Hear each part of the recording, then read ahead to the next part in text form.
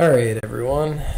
Well, welcome to the very first podcast. I guess it's more of a video podcast. This is week 3, blog number 3, and this is due Wednesday, November 16th.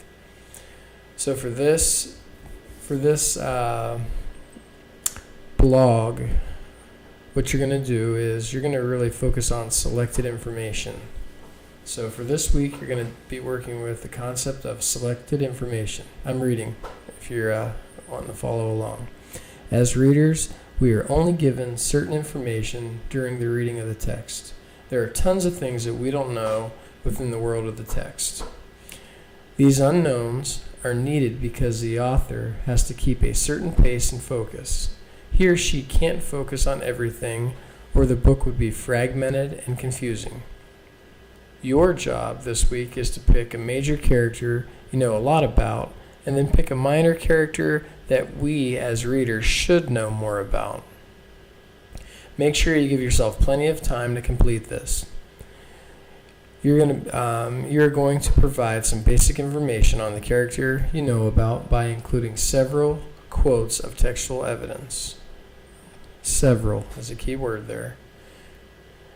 You are then going to have more of a background or just kind of have a better understanding of the entire story and how that character works in. You're going to use the format that I provided here, so I actually want you just to copy and paste that information. Let's see. So you can see. All right. You can see that information below. I basically just want you to read over this and kind of the first character, what motivates them, what kind of creates a situation where this person needs to do what he or she is doing. What's making them go in the story. Then, where's the character from? Like some background information about the character. Once again, this is the character 1. This is the one that you know about, and a lot of you are not specific, and I cannot say that enough. Show me that you're reading this. Show me that you understand your character, and just be very specific. The third thing I'm going to is what role is your character playing in the text? So, in other words, what is the point of this character doing what he or she is doing versus another? All right. And this last part, I did mean to write the word hole. What hole does this character fill in the text? What void? How are they functioning, and what job do they have in the text? Are they the scary guy? Are they the enforcer? There's a million ways you can go with this because you're all reading different books. What attitude do other people have basically towards your character? How do they treat him or her? Do they respect him? And if so, what kind of respect? Don't just answer this by saying, yeah, they respect him, and that's it. Follow it up. Yeah, they respect him, and explain why in detail. You are reading a book that's in a fictional world, and that world is created. So you should have some insight, and you should show me that. Number 5, what are some things that we don't know about this character because the author's leaving it out? Even though you know a lot about this character number 1, what are some things that you don't know that maybe it would be helpful if we could figure out some of that information? Once again, be very specific. Don't just go for the token quick answer. You can start there, but please create depth after that.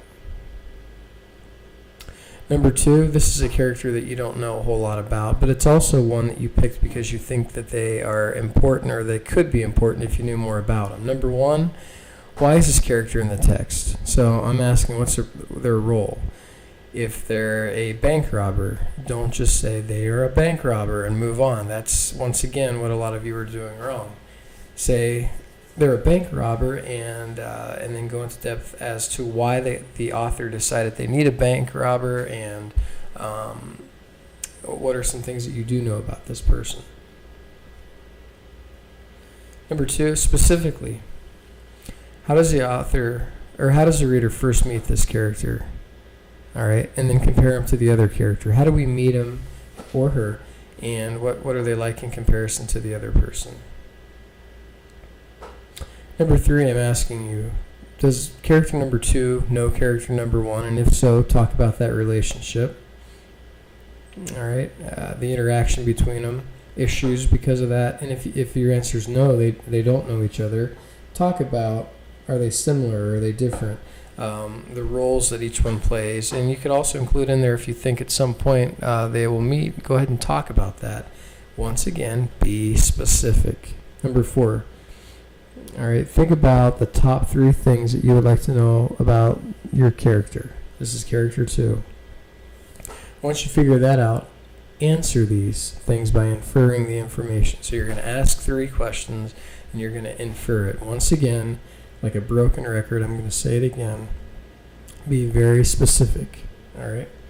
And number 5, the last one. If this character had a tale where he or she was the main character, what would the conflict be in his or her main tale? Now, when I say tale, I mean if this character had a story dedicated specifically for that character, what would the issue be? What would it be about? What would the text, what would be the conflict and the motivation of that character? So you can review this if you have any questions, but you probably remember me saying the one thing multiple times right here is to be specific. Can't say that enough. And just to kind of do a quick review, this week is all about selected information. We are given selected information, and information is withheld from us as a reader.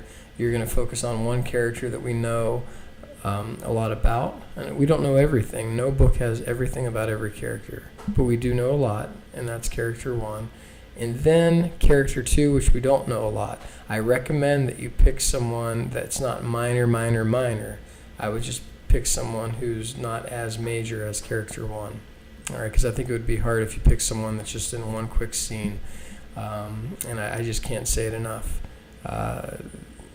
Be specific, be specific, be specific. Okay, good luck, and if you have any questions, you could definitely talk to me. You can watch this over and over again, which sounds like a lot of fun. Okay, good luck.